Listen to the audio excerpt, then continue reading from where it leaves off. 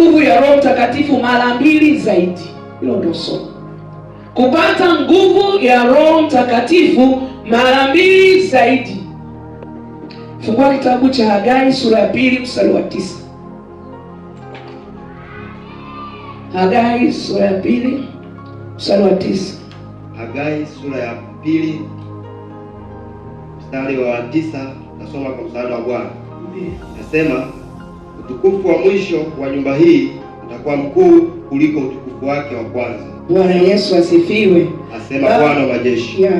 Na katika mahali hapa nitawapa amani, asema Bwana wa majeshi. Amen. Na katika mahali hapa nitawapa amani. Inapatikana kwenye utukufu wa Bwana. Amani inapatikana kwenye ile nguvu ya Mungu ndani yako, ndani yetu wote. Amani ya Bwana inapatikana hapo.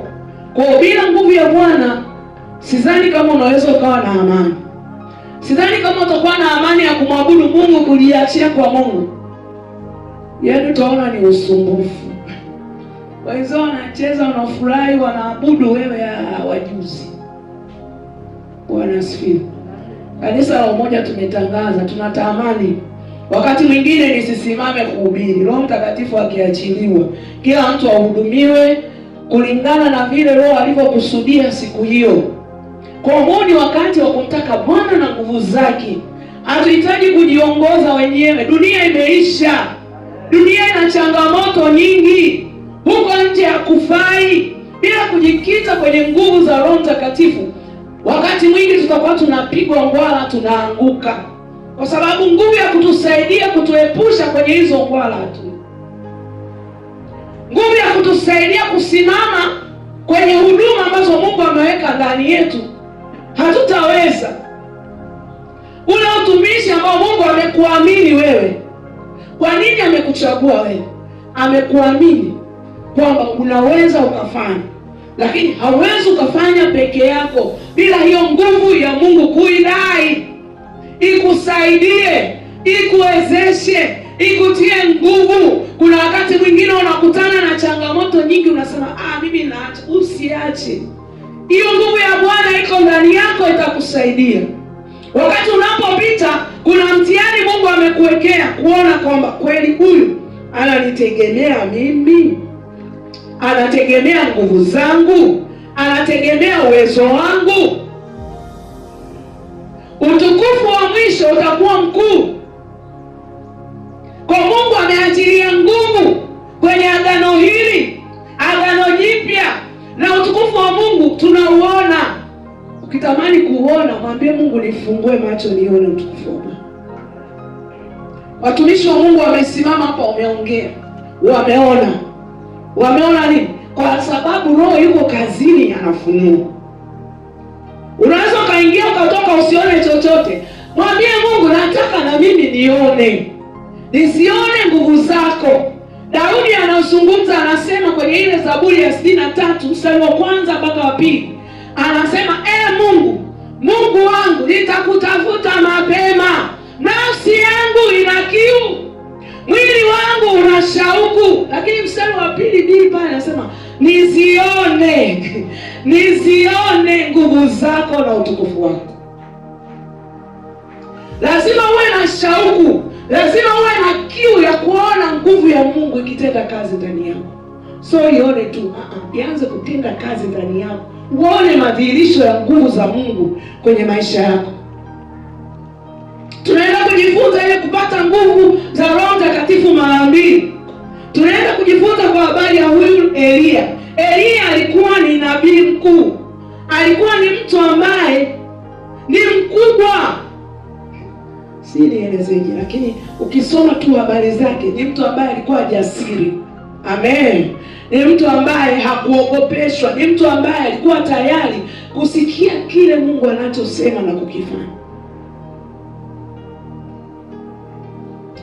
Tunaona, lakini baada ya hapo ilifika wakati wa yeye sasa kuondoka.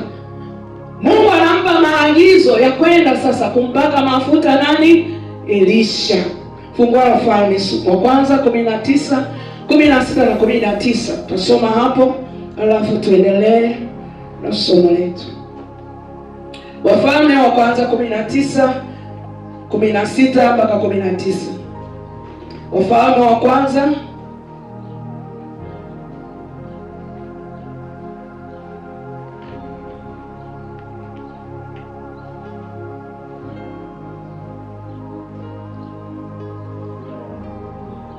Wafalme wa kwanza 19:16 mpaka 19. Wafalme wa kwanza sura ya 19 mstari wa 16 hadi 19, tasoma kwa mstari wa kwanza. Inasema,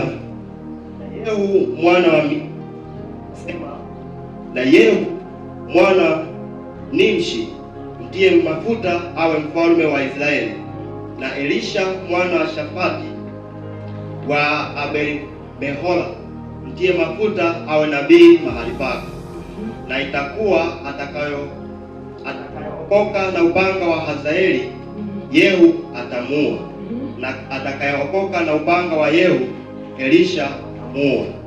Pamoja na hayo, nitajisazia watu 7,000 kila goti lisilomwinamia Baali, na kila kinywa kisichombusu. 19. Basi akaondoka huko akamkuta Elisha mwana wa Shafati aliyekuwa akilima, mwenye jozi za ng'ombe 12 mbele yake, na yeye mwenyewe alikuwa pamoja na lile la 12. Eliya akapita karibu naye, akatupa vazi lake juu yake. 20. Naye akawaacha ng'ombe, akamfuata Eliya mbio, akisema, nipe ruhusa na kuomba nimbusu baba yangu na mama yangu, kisha mimi nitakufuata. Akamwambia, enenda urudi, ni nini niliyokutendea? Amen. Bwana Yesu asifiwe. Haya ni maandiko ambayo yanazungumzia kwa habari ya Elisha. Eliya anapewa maagizo na Mungu kwamba sasa wakati wako umefika. Unatakiwa umpe mtu mwingine nafasi ya kusimama badala yako. Kwa hiyo ni maelekezo ambayo Mungu anampa Eliya. Lakini ukiendelea kusoma sura ya pili, anazungumzia sasa. Anaanza kwanza kumwelezea kwamba sasa imefika wakati nataka kwenda mahala fulani. Kwa sababu tayari Elisha alikuwa ameshaitwa. Biblia inasema alichukua vazi lake akamtupia. Mungu alimwambia akampake mafuta. Mafuta wakati huo yalikuwa yanawakilisha Roho Mtakatifu. Bwana Yesu asifiwe. Agano la Kale. Na ndio maana wale manabii walikuwa wanapakwa mafuta. Samueli alimpaka Daudi mafuta. Yale yalikuwa ni mafuta yanayowakilisha Roho Mtakatifu. Kwa Elisha, baada ya kazi yote, Mungu anampa maelekezo kumpa sasa Elisha asimame badala yake. Ukienda kasome sura ya pili, utayaona jinsi ambavyo Elisha sasa anatamani kupokea mara mbili ya Eliya. Lakini alikuwepo masharti. Bwana asifiwe. Hakupokea tu akasema unataka sawa, twende. Vilikuwepo vikwazo vya kumfanya azuiliwe asiweze kupokea. Walikuwepo manabii walikuwa wanamwambia, wewe unajua bwana wako anaondoka. Yeye hakunyamaza, akaambia ninajua. Ninachotaka nini? Nguvu mara mbili zaidi ya Eliya. Haikuwa jambo rahisi kwa Elisha kupokea tu. Na ndivyo ilivyo hata kwenye maisha yetu. Tunatamani kujazwa Roho Mtakatifu, lakini yako mambo yanayokusemesha kwenye akili yako kwamba hivi Roho Mtakatifu kweli yupo. Hicho nacho ni kikwazo mojawapo. Au maisha unayoyaishi hayamfanani Kristo. Hicho nacho ni kikwazo. Kwanza nikijazwa Roho Mtakatifu ndio inakuwaje? Hicho ni kikwazo. Kwa tunaona waliibuka watu wa kupinga, lakini Elisha kwa sababu alikuwa na nia moja, kujazwa mara mbili zaidi ya Eliya. Na Eliya anampa kikwazo, anasema Bwana, ukiniona umepokea, usiponiona hamna kitu. Kwa hiyo maana alikuwa makini sana, hakutamani hata pointi moja itoke. Haleluya! Aling'ang'ana, alilia. Baada ya kumwona akasema, Baba. Bwana Yesu asifiwe. Biblia imeandika anasema alilia baada ya kumwona, aona gari la moto linashuka kumchukua, akamwona Elia anapaishwa, na zile nguvu alizipata kwa sababu aling'ang'ania. Alikuwa na kiu ya kupata, alikuwa na hamu ya kupata. Kama Elia aliweza kuomba jua lisimame, Baba basi mimi mara mbili ya Elia ya Elia sawa, mimi Elisha mara mbili ya Elia. Na Mungu alimuonekania. Bwana asifiwe. Walivuka mto Yordani, si alimuona Elia anafanyaje? Anapiga lile vazi na maji yuko ng'ambo ile. Sasa Elia ameondoka, anafanyaje? Bwana Yesu asifiwe. Ndivyo ambavyo Mungu anataka akutukuze. Yaani usiogope kwamba sasa nimevuka hapa, kwa hiyo utarudije huku nikaurudishe ule utukufu wa Bwana? Akasema Elia alifanyaje? Okay. Maji akagawanyika, akavuka. Wale waliokuwa wanasema unajua babako, akaanza kusema huyu ni nabii. Na ndivyo Mungu atakayotaka kukutumia. Ila anachotamani uwe na kiu, uwe na pointi kwamba na mimi nataka niwe. Kina Petro na Yohana waliombea vigwete, walitembea. Tunasoma kwenye Biblia, sio hadithi. Ukiichukua kwa kumaanisha ni halisi, ni jambo ambalo linatokea na linafanyika, lakini linataka nguvu ya Mungu ijae ndani ya moyo wako. Hiyo nguvu ndio itasababisha mambo makubwa kutokea. Hiyo nguvu ndio itasababisha familia yako wakuheshimu, wapige magoti, waseme wewe ni mtumishi wa Bwana. Wewe Mungu amekuchagua, hata kama ulidharaulika, hata kama ulionekana haufai, hata kama ulionekana hauna kitu. Nguvu ya Bwana ikiwepo ndani yako itakuheshimisha tu. Bwana asifiwe. Haleluya. Tutasikia kwa wengine kwamba mmoja anapata shida, lakini kwa sababu na nguvu ya Bwana, Mungu anakupa taarifa tu.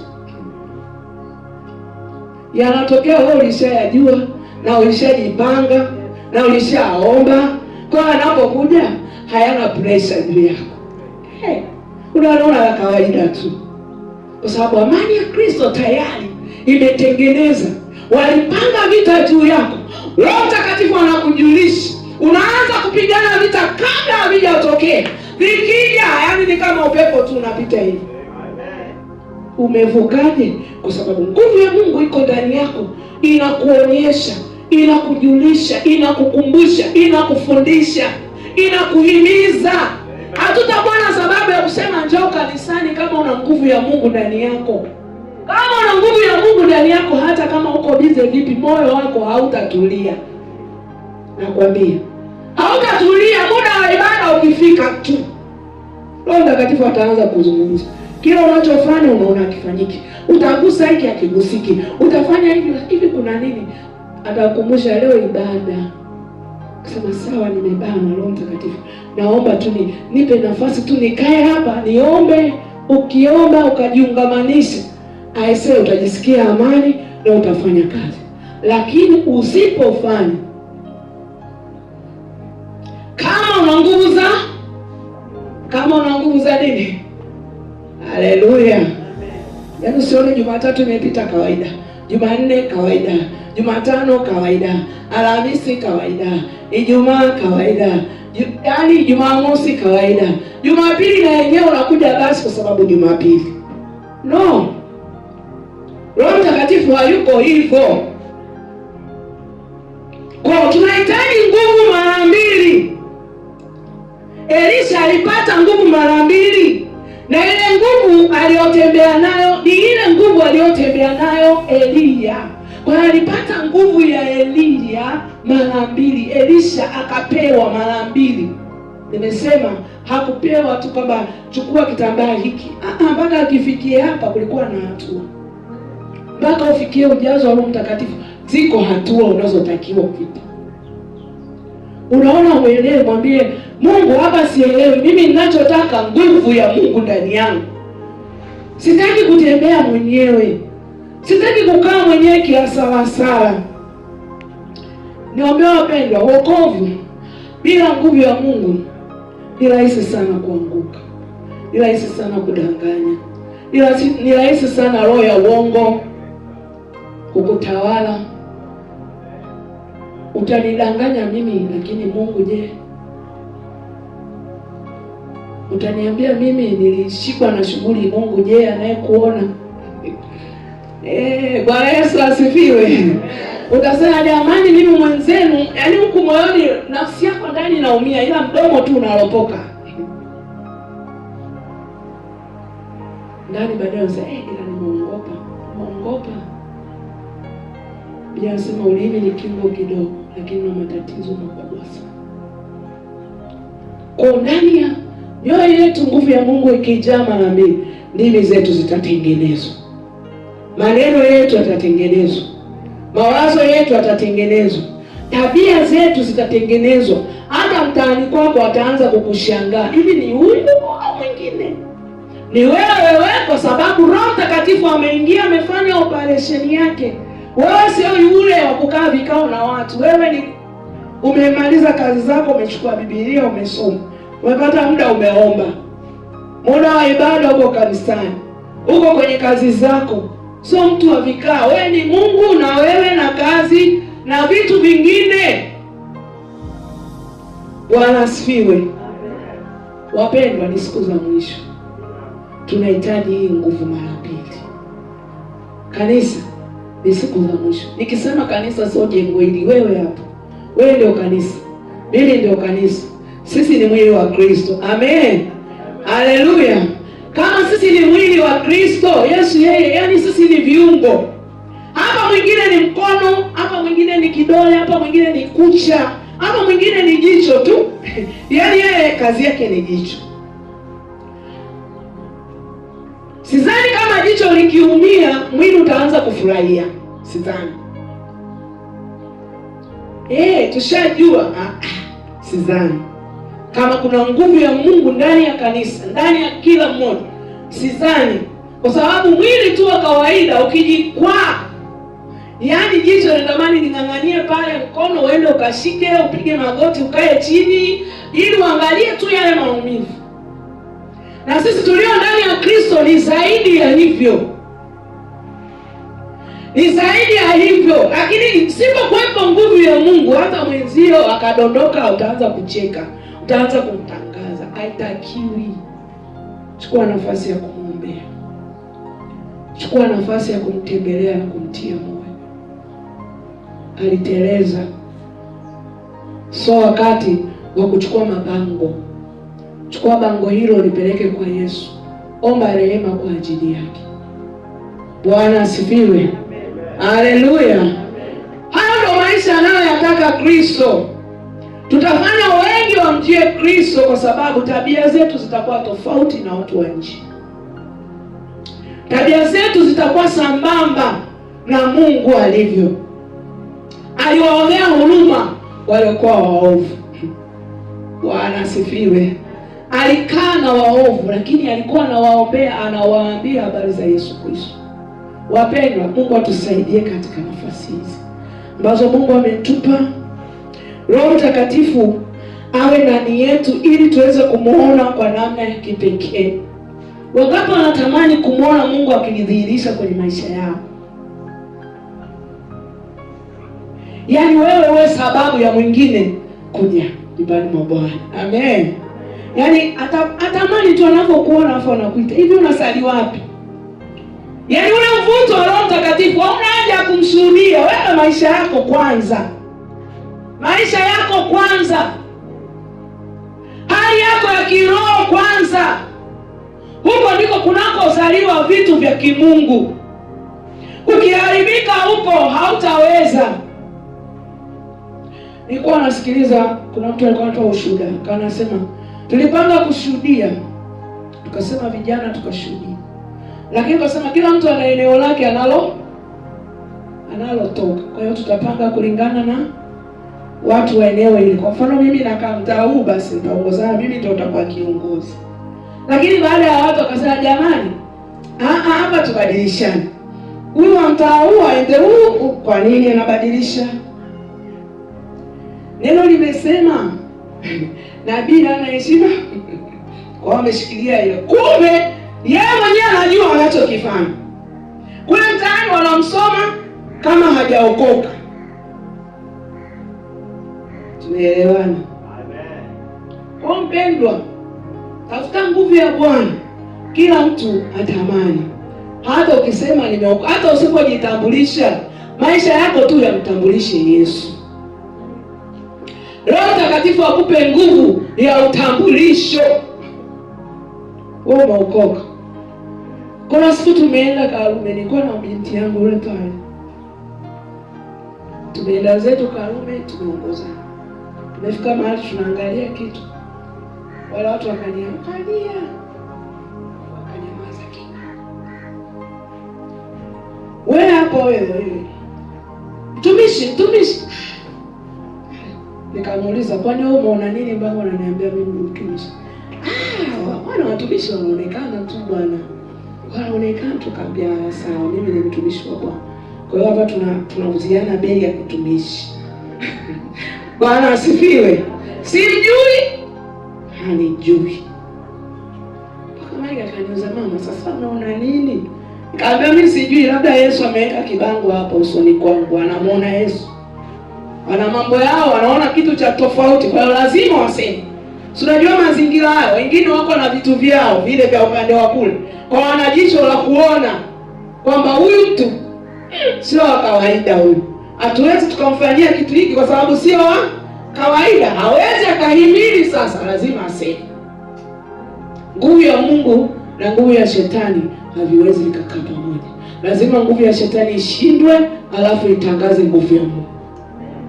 Tangaza maisha yako. Yesu akupe nguvu mara 2. Hata kama ulifurika, leo tunaenda kumwambia Mungu kwa dakika hizi kwamba tunahitaji nguvu mara 2. Huu utumishi tunaofanya wa wasiwasi, wa mashaka, wa kutegea tutaki. Tunataka tufanye utumishi Mungu uonekane. Kwa sababu ukionekana wewe, aisee, na mimi nainuliwa, na mimi nabarikiwa. Shetani anacheza hapo. Kwa sababu ukimtumikia Mungu kwa bidii, anakubariki. Ukimtumikia Mungu kwa moyo wako wote na kwa nguvu zako zote, lazima unamuona. Hautalala njaa, hautahangaika. Watu watasema hali ngumu huko, lakini wewe unaishi maisha. Bwana asifiwe. Kuna mtu ananielewa? Kuna mtu ananielewa? Hata maisha ambayo Yesu anataka tuwe nayo. Wengine wanaposema vibaya, sisi tunaendelea kumkiri Kristo kwamba yeye ni muweza, anaweza, anatenda, anaponya. Yaani mimi unakuwa na amani tu ndani ya moyo wako. Amani ni kitu cha muhimu sana.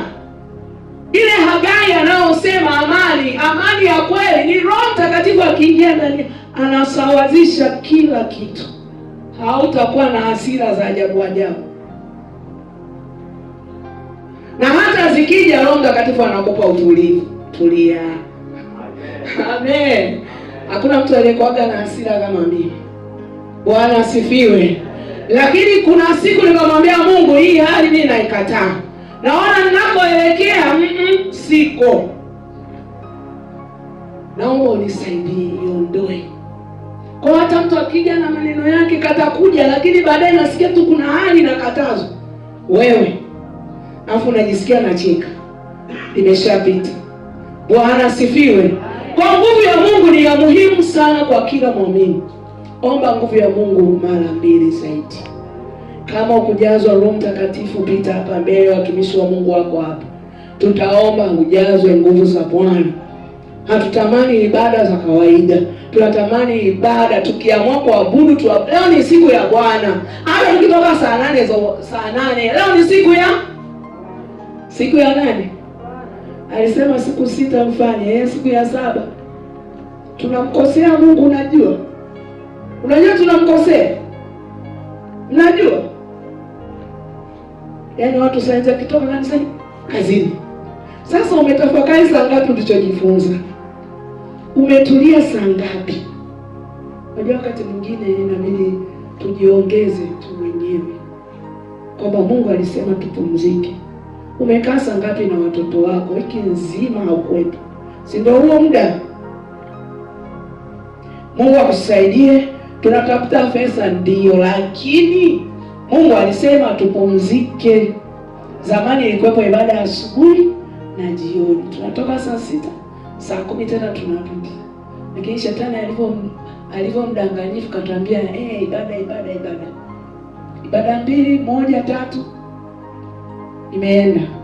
Lakini unatakiwa ujiongeze wewe kama muumini kwamba lazima uwe na ibada.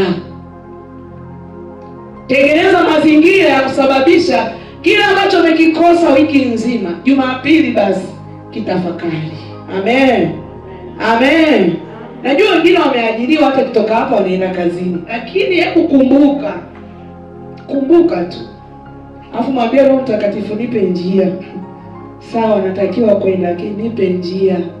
Natamani nikuone wewe. Natamani nizione nguvu zako.